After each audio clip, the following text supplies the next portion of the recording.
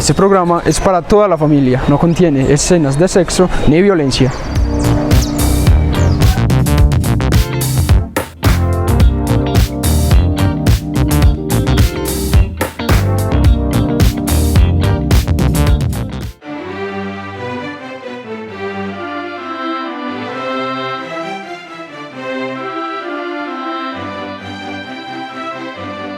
Bienvenidos comunidad betaneña a otro de nuestros programas Semillas de Fe y Esperanza, programa realizado con la parroquia San Rafael Arcángel y que ya nos encontramos en YouTube. El programa anterior ya hicimos las especificaciones cuando inició el programa, pues apenas en diciembre se inició a montar a esta plataforma digital, pero el programa en el canal 8 en el municipio de Betania ya lleva largo rato, 6 meses más o menos. Hoy estamos entonces con los dos padres de nuestra parroquia, el párroco Aldemar Augusto Ramírez Giraldo y el padre Rodrigo Osorio Benjumea. Entonces, padres, bienvenidos a Semillas de Fe y Esperanza. Iniciemos por el párroco. Muchas gracias por aceptar esta invitación cada 8 días en la comunidad betaneña. Cordial saludo, Gabriel, para usted, para todos los televidentes de AUPABE Televisión que nos siguen a través de el canal y también a través de las plataformas, y agradecemos también la presencia de todos ustedes, al padre Rodrigo, que nos va a colaborar también en este tema que hoy vamos a tratar, un tema muy interesante también y que es de actualidad. Padre Rodrigo, bienvenido al programa. Hola Gabriel, al padre Aldemar y por supuesto a todos los televidentes que nos acompañan en este espacio que realiza nuestra parroquia San Rafael Arcángel. Y qué bueno volver a estar con todos ustedes, y más cuando hoy vamos a estar hablando de este tema que es el fuerte sin duda de todos nosotros, la palabra de Dios, la Sagrada Escritura. Ya el padre Rodrigo nos había acompañado programas anteriores, pero este es el primer programa donde va a estar en la plataforma de YouTube, que se están montando también todas las producciones de AUPABE Televisión, padre, entonces para que la semana entrante se vea en esta plataforma. Como dice el padre Rodrigo, nos está llamando en este momento en el programa de hoy un tema demasiado importante en nuestra religión, ¿cierto, padre? Que es justamente la Sagrada Escritura. Padre, hagámosle una introducción entonces a este tema tan importante. Muy bien, el Papa Francisco cada año ha dedicado el año litúrgico a algo importante, a la familia, al sacerdocio, a la paz. Este año está dedicado a la palabra de Dios, el año 2020, empezando el 26 de enero de 2020. Hemos iniciado a través de un documento, un decreto que ha sacado el Papa Francisco, mandando a toda la Iglesia Universal dedicar este año de manera especial a la palabra de Dios, a la Sagrada Escritura, meditar la palabra de Dios. Y nos dice algo muy sencillo, el Papa nos habla tan sencillo que uno dice, esto lo podría haber dicho yo, pero lo dice el Papa y tiene todavía mucha más fuerza, a pesar de que son un lenguaje muy simple, muy sencillo, muy asequible para todas las personas. Que la Biblia no sea un libro más empolvado que tenemos en la biblioteca, porque eso suele suceder. Es lo que vamos a hablar en este tema entonces dedicado a la palabra de Dios, que va desde el 26 de enero de 2020 hasta el último domingo de noviembre, que es con el que termina el año litúrgico, el último domingo del tiempo ordinario, que es en noviembre, que se termina siempre con la fiesta de Cristo Rey, con la que se concluye el año litúrgico, y por lo tanto también se concluirá en ese tiempo el año de la palabra de Dios. No quiere decir que los otros temas no son importantes, sino que se va dando poco a poco y de una manera muy equilibrada todos los temas, transversalmente se manejan todos los temas. No es que la palabra de Dios solamente interese este año y que los otros años no es así, sino que se le quiere dar énfasis a algo especial. Este año está dedicado entonces a la palabra de Dios, que es lo que vamos a meditar y a reflexionar en este tema de Semillas de Fe y Esperanza. Padre Rodrigo, ¿desea agregar algo a lo que Sí, valga hablando? decir, Gabriel y televidentes y padre Aldemar, que el Papa promulga este año de la palabra de Dios con motivo de los 50 años de la Confederación Bíblica Católica y también de los 1600 años de la muerte de San Jerónimo, que fue uno de los grandes biblistas que tradujo precisamente la palabra de Dios. Entonces, en razón de estos dos acontecimientos, el Papa quiere como volver a que todo el pueblo cristiano católico despierte ese deseo, ese buen propósito de volver a la Sagrada Escritura, escudriñarla y ante todo vivirla. Hay quienes solamente tratan o escuchan, podríamos decirlo, los pasajes de la Biblia es cuando está en misa. Que hay familias que no tienen la Biblia en sus casas y pienso, padre, es algo importante tenerla en las casas. La Biblia es algo necesario, es un elemento indispensable en nuestra casa, en nuestro hogar. Desafortunadamente muchas familias no la tienen, o muchas familias la tienen como una Biblia, un artículo de lujo. Han comprado, han invertido mucho dinero, han pagado bastante y la tienen en un atril muy bonito, en un rincón de la casa para decorar la sala. Y la tienen ahí, encuadernada, plastificada, o la tienen conservada en un forro de plástico, pero la tienen ahí. Y normalmente abierta en ¿qué salmo, Gabriel? ¿Se imagina? Creo que es el 23. No, el Salmo 91. 91. El Salmo 91 que habla del Señor es mi pastor, nada me falta, en verdes praderas me hace recostar, 91. Me conduce hacia fuentes tranquilas, repara mi fuerza. Un salmo que la gente se sabe casi de memoria, pero lo tienen ahí, en ese salmo, Salmo 91. Uno va a cerrar la Biblia y ella vuelve y se abre ahí. En el 91. Porque ya se ha desgajado y ya está siempre ahí y la gente no la lee.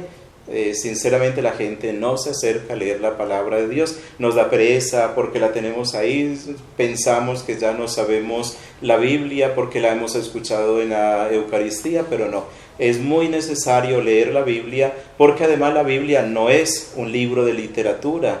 Biblia significa biblos. Biblos significa en griego biblioteca, una colección de libros, y estos libros son sagrados, son inspirados por Dios. El autor de la Biblia no es una persona, un ser humano, es Dios. El autor de la Biblia inspira a hombres inspirados por Dios para que escriban este libro sagrado, y está dividido en muchos libros, 72, 73 libros, y nos llevan a entender toda la historia de salvación.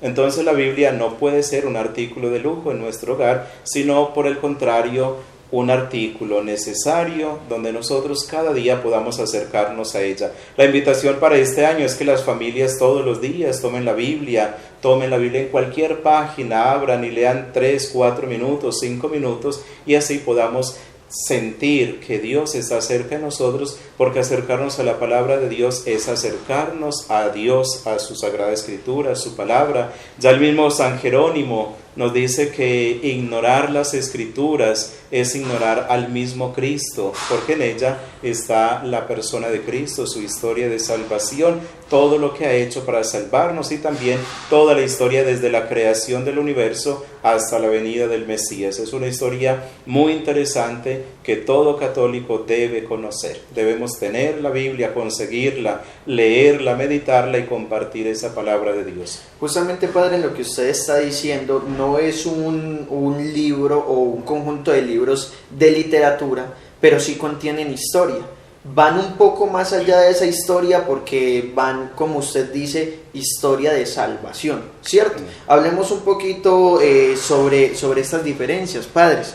El padre Rodrigo también sobre esta pregunta que les estoy haciendo, que es, bueno, cuenta la historia en el Antiguo Testamento, porque también hay un punto de ruptura que es Antiguo y Nuevo Testamento. Cualquiera de los dos me podría hacer por favor esa aclaración para la comunidad betaneña, y cuál es ese punto de las historias que cuenta y ese trasfondo que tiene, ¿cierto? Que usted ya nos lo mencionaba, padre Aldemar, es Dios quien es el autor de este conjunto de libros, pero son diferentes personas quienes lo escriben. Entonces, hagamos de esa aclaración, padres, a la comunidad betaneña, sobre qué es esa diferencia entonces de esa historia, qué hay en ese trasfondo. El autor precisamente de la Sagrada Escritura es el mismo Dios que se valió pues a través de la historia de muchos hombres, pero inspirados por el Espíritu Santo.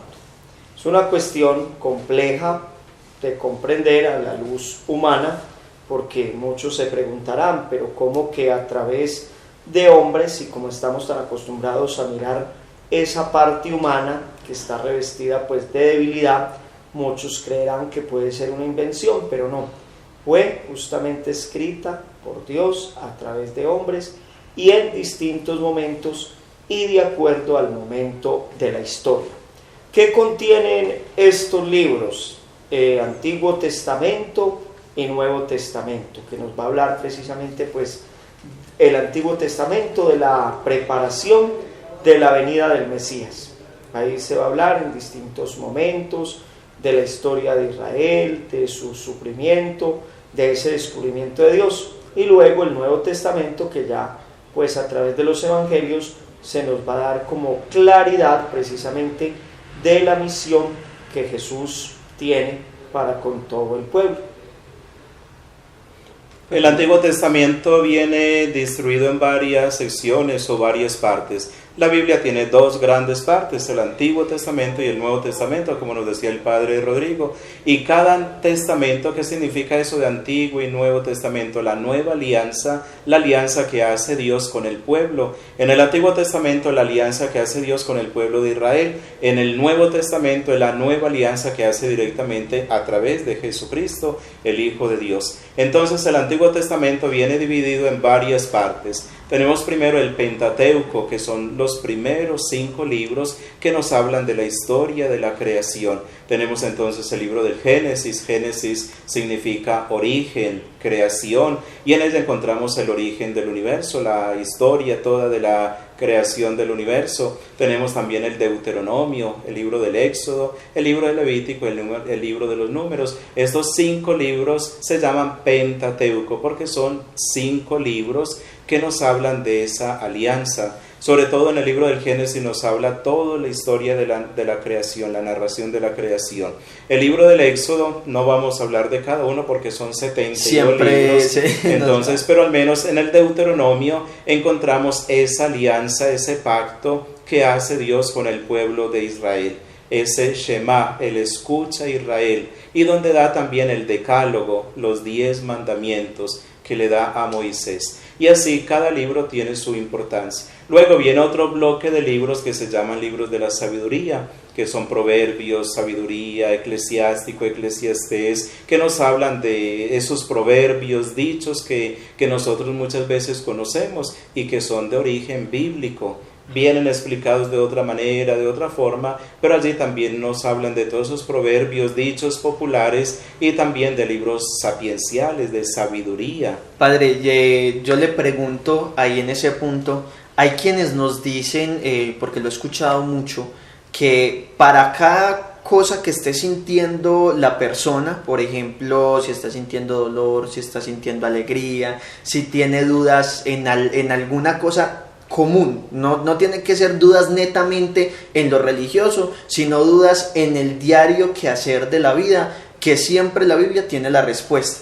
Por ejemplo, me viene a la mente, creo que en alguno de los programas lo hablábamos, era como el libro de los jueces o el que usted está mencionando, el de la sabiduría, que ayuda como a tomar también como esas decisiones que parecieran imposibles para uno, ¿cierto? Es más bien el libro de la sabiduría, que tiene un pasaje para cada momento de tristeza, de dolor, de angustia. Ya el mismo libro lo dice sabiduría, sapienza, la sabiduría de Dios que viene inspirada y que viene dada materialmente en este libro. Y también tenemos el libro de los Proverbios, es un libro maravilloso. Y luego está el libro de los Salmos. Es un libro donde están recopilados los salmos, son 150 salmos y que cada salmo tiene un motivo especial, un motivo de perdón, un motivo de alegría, un motivo de reconciliación, de amor, de misericordia, de fuerza cuando estoy en momento de debilidad. Y cada salmo tiene un sentido muy especial para que nosotros nos acerquemos a ellos. Los salmos son también de diferentes personas. Los salmos sí, se le atribuyen a Salomón, que era un rey sabio, la sabiduría de Salomón,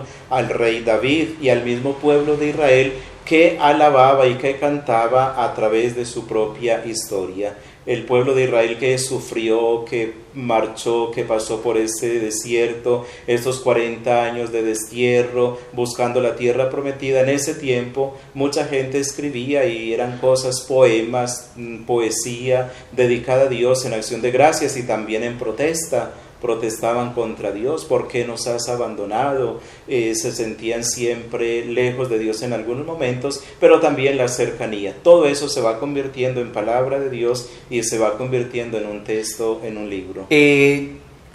¿Cuándo aparecen entonces en este Antiguo Testamento a los que llamaban profetas?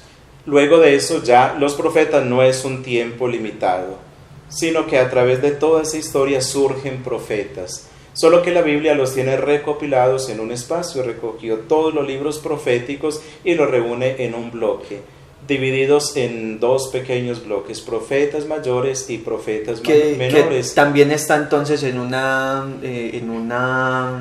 podría decir en uno de los libros. O sea, aparecen varios a través de toda la historia del Antiguo Testamento, sí, pero es un libro recopilatorio, se podría decir. Sí, se recopilan todos los profetas y se tienen un bloque, pero están divididos: el libro del profeta Isaías, el libro del profeta Daniel, del profeta Baruch, del profeta Jonás. Todos estos libros, Miqueas, todos estos libros están en un bloque. Y habla de todas las profecías que ellos anunciaron. La tarea principal del profeta era anunciar la palabra de Dios y denunciar las injusticias, la injusticia social que se vivía en ese tiempo. Padre Rodrigo, usted mencionaba ahorita que el Antiguo Testamento era una preparación. ¿Una preparación hacia qué como tal? Obviamente a la venida del Mesías, como le decía.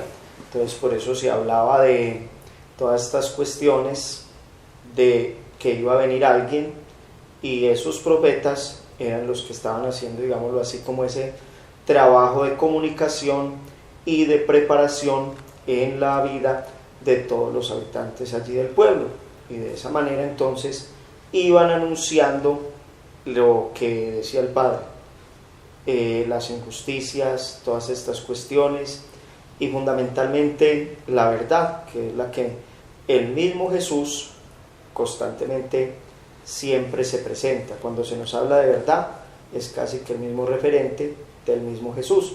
Entonces, el preparar la venida del Mesías era la tarea fundamental de los profetas. Y esa misión profética hoy también no ha dejado, digámoslo así, o perdido vigencia, porque a eso estamos llamados todos los bautizados, a continuar siendo profetas de esa verdad que es el mismo Jesús, y a comunicarla en todos los escenarios, en todos los espacios donde sea posible.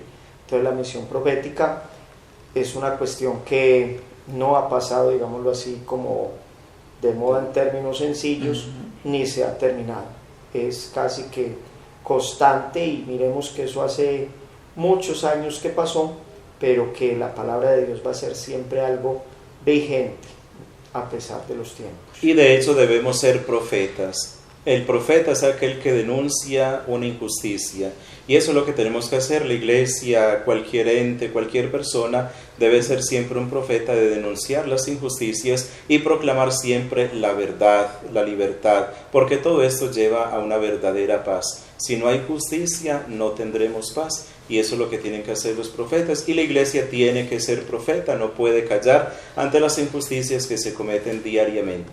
Bueno, vamos entonces antes a un corte comercial, antes de continuar con este tema tan importante, y ya que nos estaba mencionando el Padre Rodrigo que el Antiguo Testamento era una preparación para la llegada del Mesías, vamos a pasar también entonces a este Nuevo Testamento para desmenuzar un poco más, bueno, a grandes rasgos, porque desmenuzar la Biblia, que son 72 libros, es difícil. Nos tocaría sacar muchos programas justamente sobre este tema. Pero vamos entonces a este corte comercial y ya regresamos.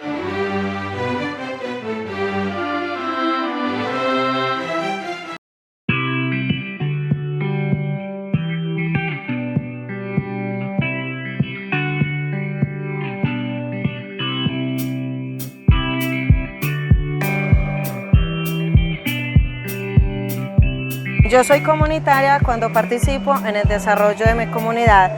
Todos hacemos parte importante de nuestro municipio.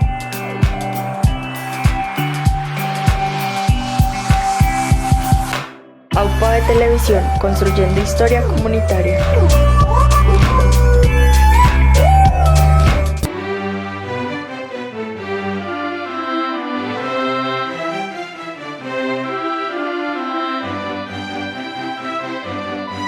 Regresamos, comunidad Betaniña. Estábamos hablando entonces de esa misión de profetizar. Decía el padre Rodrigo que esa misión todavía no ha pasado de moda, esa misión todavía no se ha extinguido, podríamos decirlo, y más cuando ya recibimos esos sacramentos, tanto el del bautismo como el de la confirmación de la fe, ¿cierto? Que es ser misioneros, que es ser profetas todavía de esa enseñanza que nos dejó Jesús, y como decía el padre Aldemar, es también denunciar, ¿cierto, padre? Como esa denuncia a lo que no está bien hecho. A lo que no está bien, a la injusticia. A la injusticia. Injusticia social.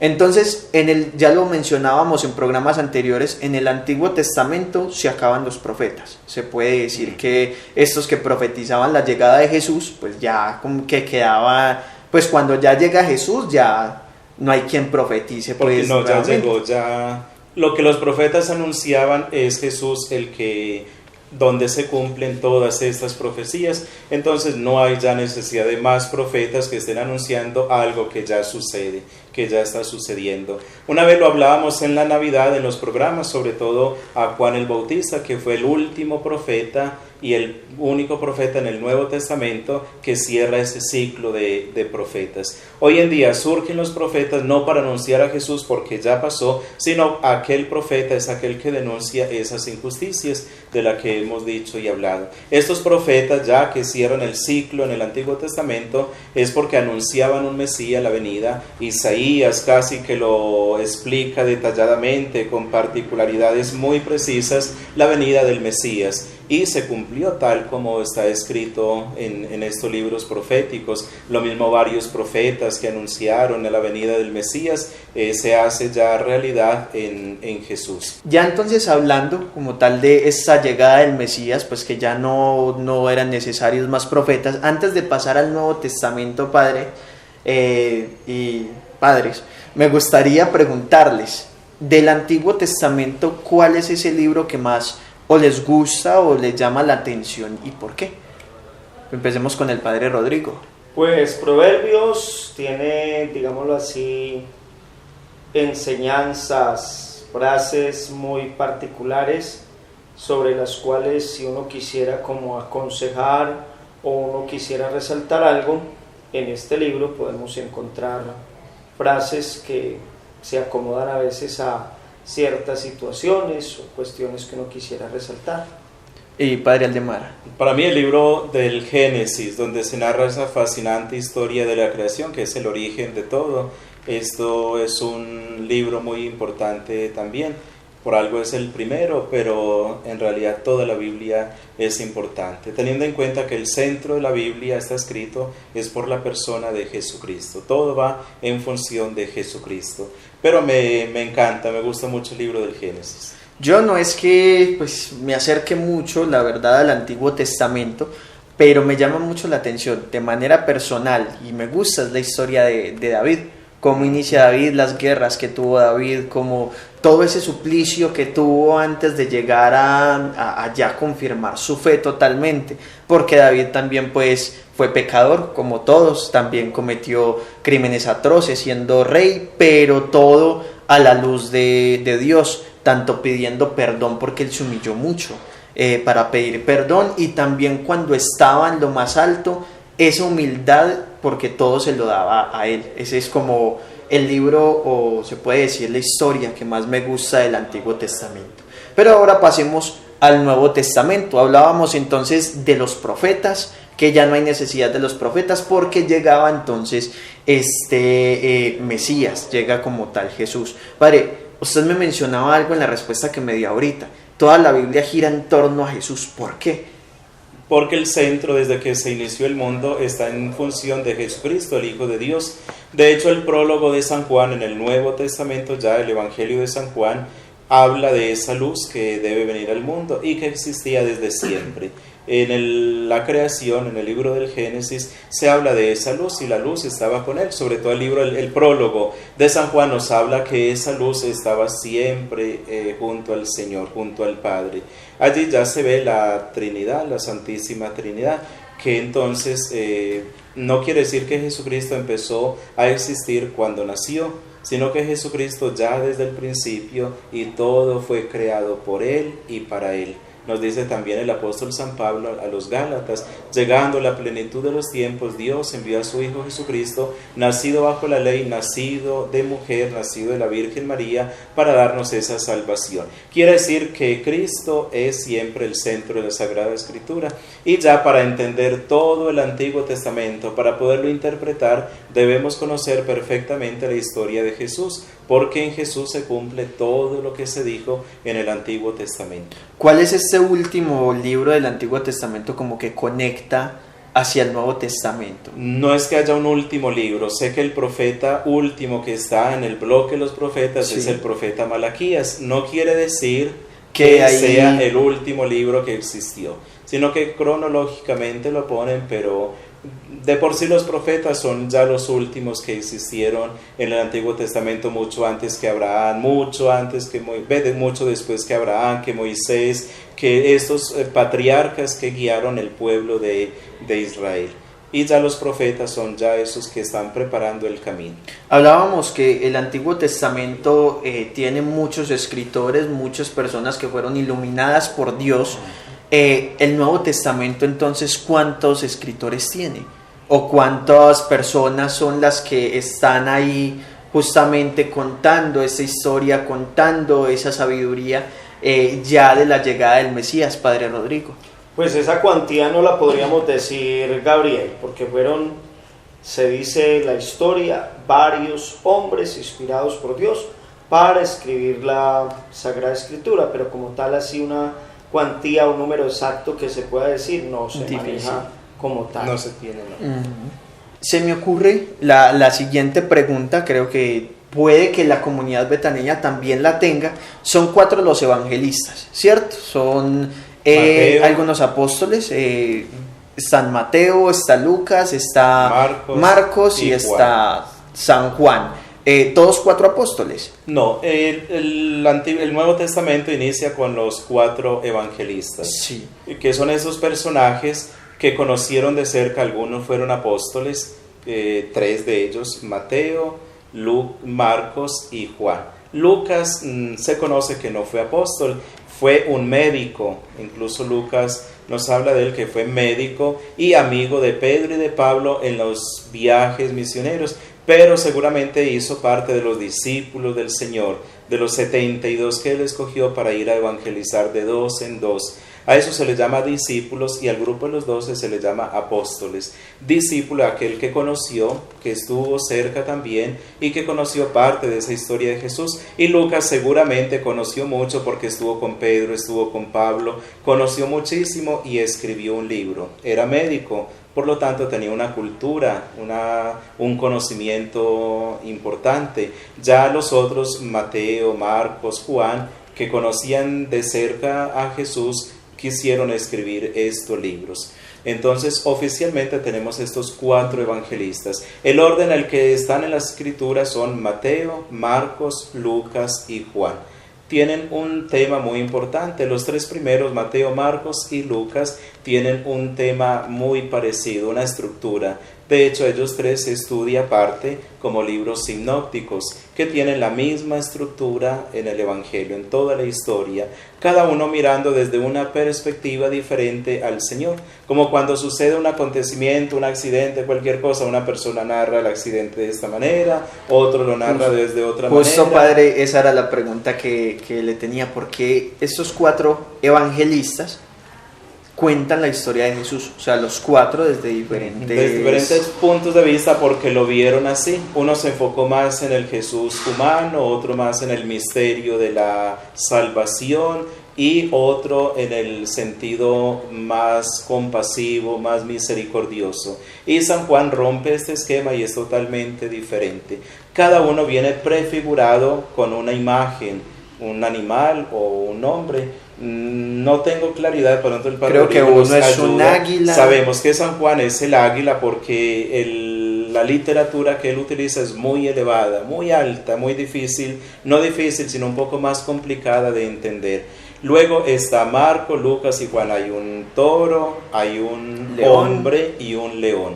Seguramente Marcos es el del león, que es el león representa la fuerza, el poderío de Dios. Mateo es el hombre que le da siempre ese sentido humano a Dios. Entonces, ya concluyendo, Lucas sería el que queda faltando, el toro. El del toro. El del toro.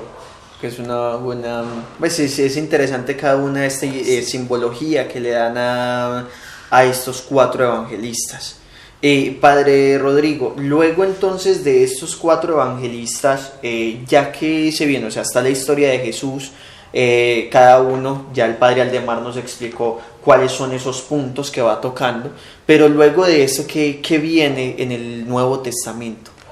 Pues también está compuesto por otros libros, especialmente las cartas de San Pablo, de las cuales hay que resaltar pues toda la misión de este apóstol, que luego de su conversión pues se dedicó a distintas misiones en distintos lugares y que tiene muy buenas y grandes enseñanzas, se podría decir, si uno quisiera también como inspirarse primero en ese sentido de la búsqueda de la conversión y segundo en la búsqueda de la misión, porque Pablo luego de su proceso de conversión se volvió un aguerrido apóstol de Cristo y anduvo por muchos lugares en medio de dificultades, en medio de problemas, de contradicciones, pero con esa fuerza de mostrar en todas partes el reino de Dios y la persona de Jesús. Cada una de estas cartas que ustedes me están mencionando, puede que alguien vaya a la Biblia que tiene en la casa y puede que no las encuentre. Creo que algunas están en los Hechos de los Apóstoles. No, los Hechos de los Apóstoles hace parte de ese compendio de las cartas. Después de los Evangelios, inmediatamente está el libro de los Hechos de los Apóstoles, que narra toda la historia de la iglesia naciente, cómo fue esas dificultades que tuvieron, después, mejor dicho, hasta la resurrección y la ascensión nos hablan los Evangelios, que es la vida propia de Jesús, desde su nacimiento hasta la resurrección y luego la ascensión. A partir de la ascensión, el libro de los Hechos de los Apóstoles nos cuenta eso. De hecho, el libro de los Hechos inicia con la ascensión y luego toda la historia que tuvieron la primera comunidad cristiana.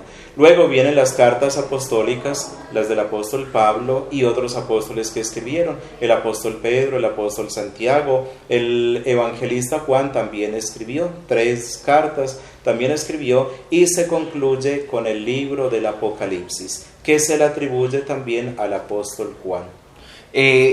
Entrando en el tema de las cartas dice primera carta del apóstol tal se me viene en este momento Colosenses, Hebreos, o sea, eran ya las diferentes comunidades donde apenas estaba iniciando esta iglesia naciente, como lo cuenta Padre. Sí, estas cartas están dedicadas a las comunidades donde ellos evangelizaron. El apóstol Pablo, que viajó mucho, va a una población, fue por ejemplo a Corinto, una comunidad allí cerca donde estaban allí por el Asia Menor, en esta zona. Entonces, después de evangelizar allí, les escribe una carta.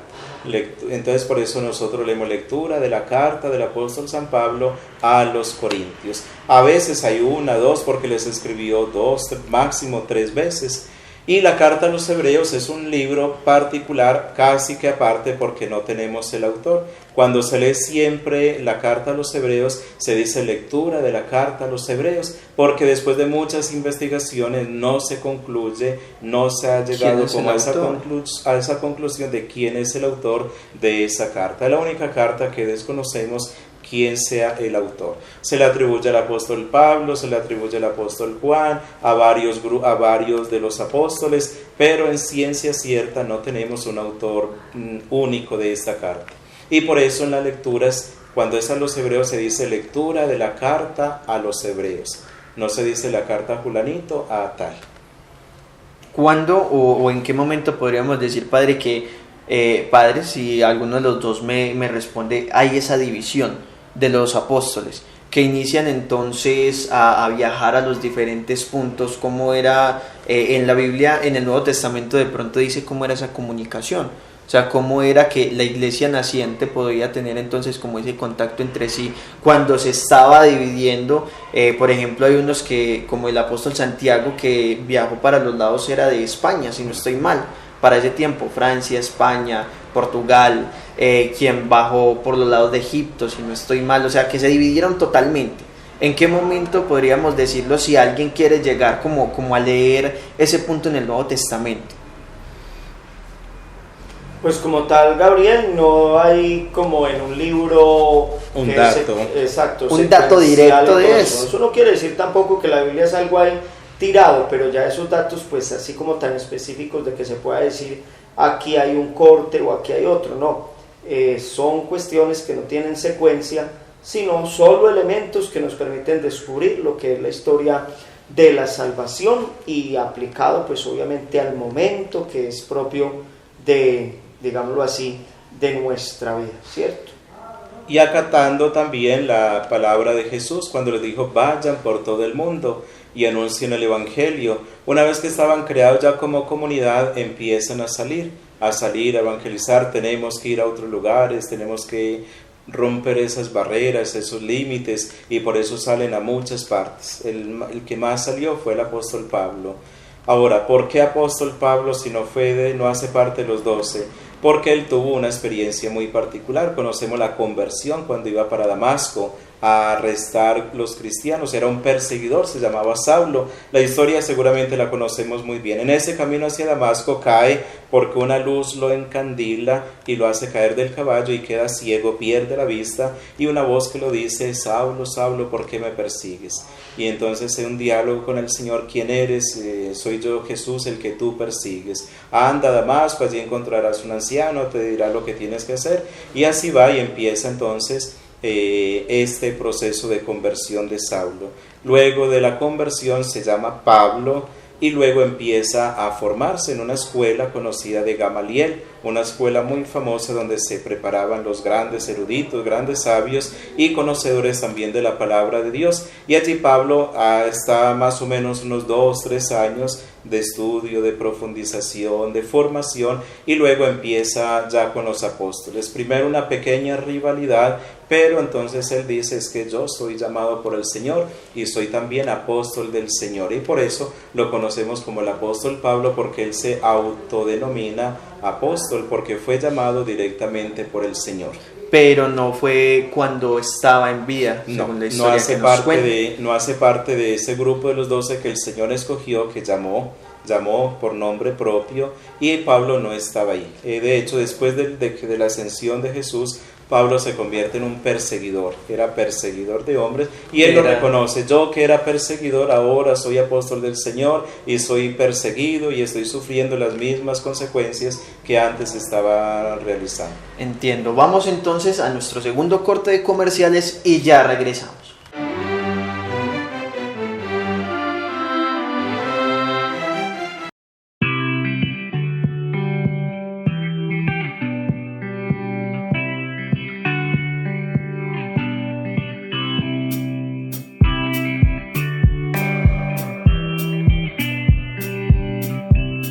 Yo soy comunitario cuando coopero para conseguir un ambiente sano en el municipio. Unidos podemos mejorar la convivencia ciudadana. AUPA de Televisión, construyendo historia comunitaria.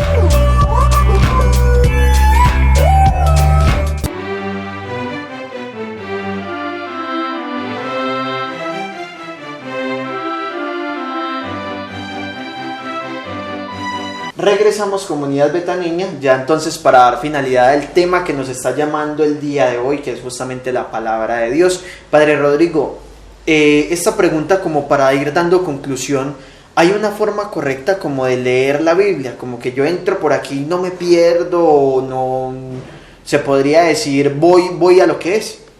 Bueno, hay dentro de nuestro pueblo cristiano católico especialmente una prevención y una serie de mitos. Es que si leemos la Sagrada Escritura en su totalidad, nos vamos a enloquecer. Obviamente, como un camino, hay que emprenderlo despacio y saber por dónde nos vamos a ir. Igualmente pasa con la Sagrada Escritura. Hay que hacerlo de manera ordenada y obviamente pues no abarcarla toda. Se recomienda que se comience por los evangelios, que ya hemos hablado de ellos, los 4 evangelistas.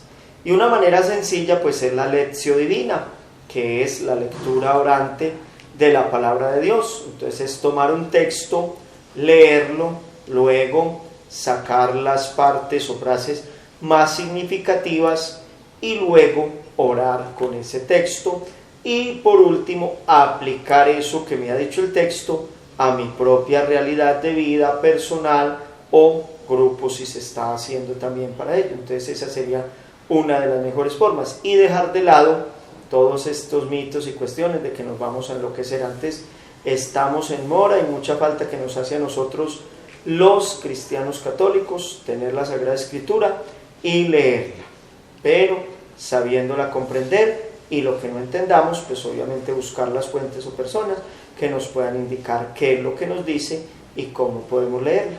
Ya también para finalizar, que usted menciona, padre, lo de los mitos, el último libro de la Biblia, que es el Apocalipsis, y al que muchas personas como que le tienen miedo sobre esto, ¿qué se podría decir? Como para que el que diga, ay, es que yo voy a leer el Apocalipsis, caigo en pánico y me enloquezco así totalmente.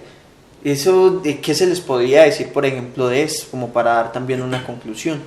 Primero que todo, quitar ese miedo, como nos dice el padre Rodrigo, esas prevenciones, ese tabú que tenemos con ese libro, sobre todo el Apocalipsis. Verlo como un libro de revelación, es decir, donde Dios se da a conocer de una manera mucho más clara, a través de claves. El libro del Apocalipsis es un libro escrito en claves, habla del fin del mundo, habla de los últimos acontecimientos del mundo. No es algo que nos va a suceder ya a nosotros, porque eso no lo sabemos. Menos mal Cristo nos dijo, ni siquiera el Hijo del Hombre sabe cuándo va a ser el fin del mundo. Es algo que está solo reservado al Padre Dios. Y por lo tanto nosotros no podemos estar pensando en el fin del mundo, pero sí estar preparados para ese fin, que no sabemos cuándo va a ser. Pero sin ninguna prevención, sin estar siempre como con esa precaución o prevenidos de ese libro. Es un libro muy importante porque nos habla de cosas que ya pasaron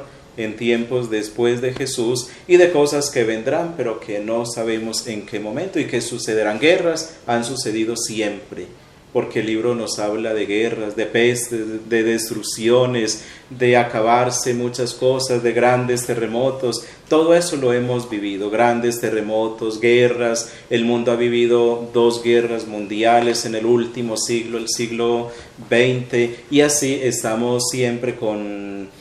tienen muchas cosas este libro, pero que no nos asustemos al leerlo, porque son libros, un libro que viene escrito con claves, pero de cosas que ya han sucedido y de cosas que sucederán. Padre, y ya para dar entonces finalidad, porque el tiempo en televisión, uno no se da cuenta en qué momento pasa tan rápido el tiempo en televisión.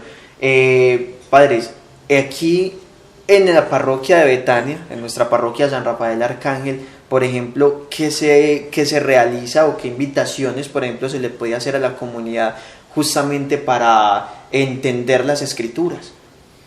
Bueno, nos insiste el Papa y también el obispo diocesano, Monseñor Noel, nos insiste que emplear las predicaciones de los domingos, una partecita para hacer énfasis en esta importancia, en este año que estamos dedicados a la palabra de Dios, a la Sagrada Escritura. Hablando también con el Padre Rodrigo en estos días, evaluando las actividades y mirando este año 2020 que llega, que estamos iniciando. Dentro de las actividades estamos pensando, estamos programando en un curso bíblico, o en los mismos grupos apostólicos hablar de la palabra de Dios, de la Escritura, sobre todo del manejo, la forma práctica de tener el libro, de tener ese conocimiento.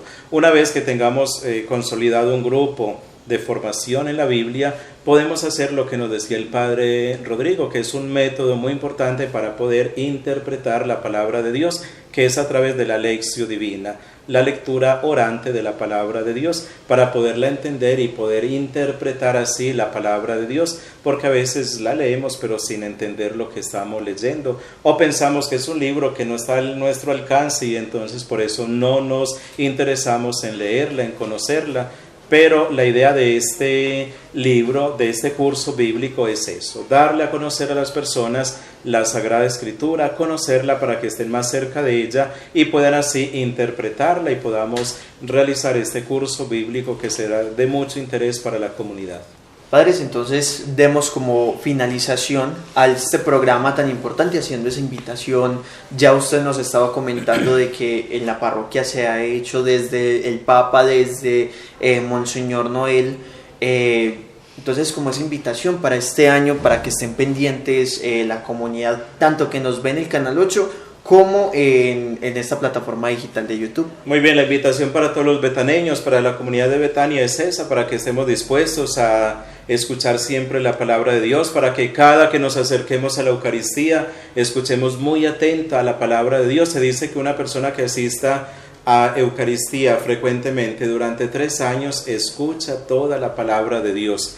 Es un dato muy curioso, pero muy simpático también, para que estemos siempre atentos a esa palabra de Dios. Cada que vengamos a la Eucaristía, escuchemos muy atentamente la palabra de Dios, la reflexionemos, la hagamos práctica, la hagamos vida. Y a los grupos apostólicos que ya estamos iniciando durante esta semana, estamos iniciando ya las actividades pastorales, también para que le dediquemos un espacio a la palabra de Dios, para que le dediquemos ese espacio, porque es la palabra de fe, la palabra que nutre nuestra alma, nuestro espíritu, y esa es la invitación entonces para todos. La idea es poder formar un grupo bíblico, un grupo de estudio de la palabra de Dios, y más que estudio, de conocimiento de Dios. Recordemos esa frase de San Jerónimo: ignorar las Escrituras es ignorar al mismo Dios. Entonces la invitación es para que conformemos este grupo y que muchas personas estén interesadas en el conocimiento de la palabra de Dios, en el conocimiento de Dios a través de su palabra. Bueno, entonces con esta invitación llegamos al final de nuestro programa de esta semana, dándole entonces el agradecimiento a los padres justamente por recibirnos. Iniciemos, Padre Rodrigo, muchísimas gracias por haber estado en este programa y dándonos, por ejemplo, esos datos que muchos no conocían, o por ejemplo yo tampoco, yo no tenía conocimiento de esto tan importante para poder entender lo que es la Biblia. Gabriela, a usted y a todos los televidentes, muchísimas gracias por compartir este espacio que sin duda busca ir creando en ustedes conciencia de iglesia, formación de iglesia y ante todo ir instruyéndonos en estos temas que son bien importantes, y que mejor que el uso de los medios de comunicación para llegar a todos ustedes. Padre Aldemar, muchísimas gracias entonces por haber estado en este programa. Muchas gracias, Gabriel, a todos ustedes, amables televidentes, por seguirnos, por vernos en este programa, en este canal, y también posiblemente a través de este programa podemos hacer un ejercicio de la palabra de Dios para que conozcamos también desde ustedes, desde sus casas. Nosotros acá podemos hacer un ejercicio práctico de cómo buscar un libro en la Sagrada Escritura, una cita bíblica, cómo vienen distribuidos los libros, los capítulos, los versículos, todo eso, para que tengamos un conocimiento mucho más amplio y más agradable de la palabra de Dios. Gracias entonces por su sintonía. Y a ustedes, comunidad betaneña, entonces yo también agradezco por estar al pendiente de nuestro programa Semillas de Fe y Esperanza, que les recuerdo, en el Canal 8 es todos los lunes a las 6 de la tarde y con repetición los domingos a las 9 de la mañana antes de la Santa Eucaristía, que transmitimos por AUPABE Televisión a las 10 de la mañana. Entonces, comunidad betaneña, muchísimas gracias a todos ustedes.